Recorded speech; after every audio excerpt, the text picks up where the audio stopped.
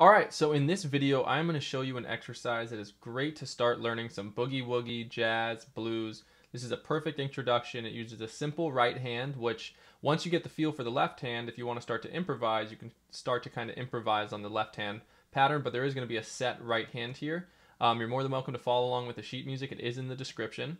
So this is a very cool piece. It's actually written by Oscar Peterson, who, if you don't know, is one of the greatest pianists of all time. So definitely check him out if you haven't. But so he actually wrote a whole book of exercises, and this is one of the exercises from there.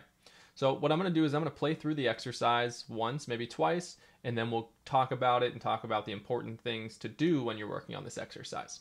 All right, so here it is. And just so you know, it is in the key of G major. I will give that away. But if you're not reading key signatures yet, what that means is that anytime you see an F, you just make sure you play an F sharp, unless there's an F natural sign written, such as in measure 4.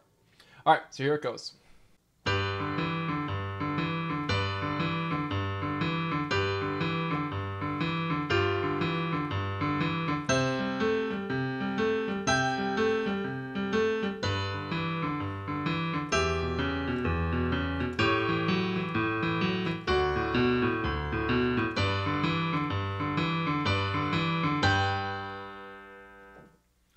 All right, so that's it. So let's go on and just take a look at it. If you have the sheet music, please follow along. If you don't have the sheet music, you'll be able to grasp what I'm trying to say anyways. All right, so let's talk about the left hand, since that is by far the most important thing with boogie woogie. It's really what's keeping the rhythm there. So now there's an important thing to note here. It is written as eighth notes, and you would count these as eighth notes. Now the difference is when you're playing jazz, blues, any of that style, you usually want to swing the eighth note. So now what that means is if we think of a regular eighth note, we count it 1 and 2 and 3 and 4 and. It's very straight, right? It's the and comes exactly in between beats 1 and 2. It's very mathematical. Whereas swing, right, you hold the first beat down a little bit longer. In the second part of the eighth note, you make it a little shorter. So you're actually holding it about like 2/3 of the way there, rather than right in the middle.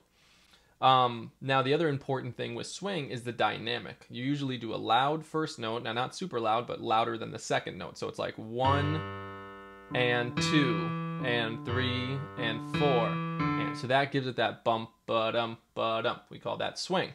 So what great thing to do is just practice the left hand down its own with swing.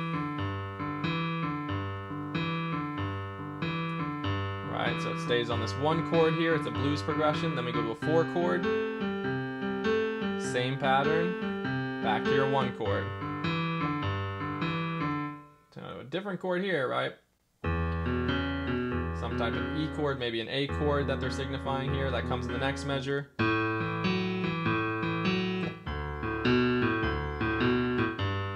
So it's that same pattern, right? We're starting on a note, going up a fifth, then up a second, down a second. Right, we can see that. It's always up a fifth, down, up a second, down a second. All right, so now the right hand is just doing a simple whole notes that go with the chord. Now it is going to require you to move your hand up, right? We want to put our first and third finger when we play that C and E, so then we can easily get there and come down here.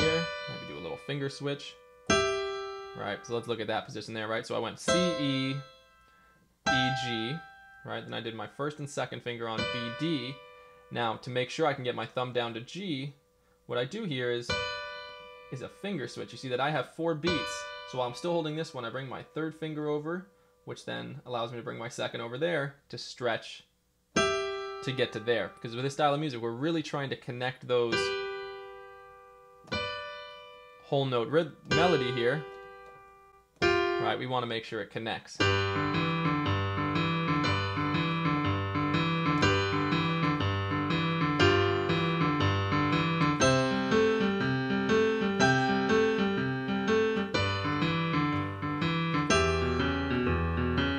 Right, so there it is. Yeah, and then the next part of the right hand, right, just doing just part of the chords here, that same thing.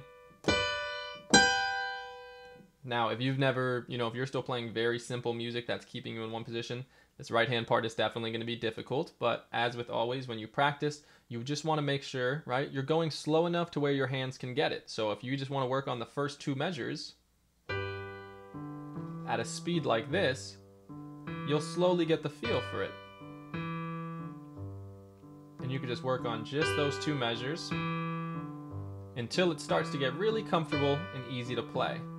And you start to get in the groove of it. Then you can say, okay, now I want to go faster.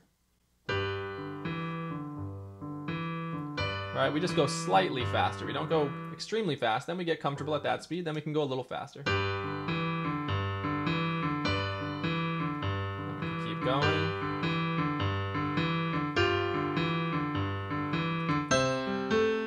And it's the same idea. So that is the exercise. So, you know, the real thing to focus here is not so much on the right hand. You know, a lot of times we always focus on the right hand and what the melody's doing, but in certain types of music, the left hand, the bass line could be more important than the right hand, and it definitely is in this style. So, you know, you really want to get the feel for... That's the most important thing you should get out of this exercise. Whether you can play it from beginning to end perfectly with no mistakes, that's its own thing, you know, working on transitioning from chord to chord, right? Just practicing going from chord to chord, that's different. That's a practice of its own, but even if you don't get that, the most important thing is you get a feel for how to swing your 8th notes in your left hand. All right, so I'll just play it through one more time from beginning to end. You can give it one more listen. Here it is.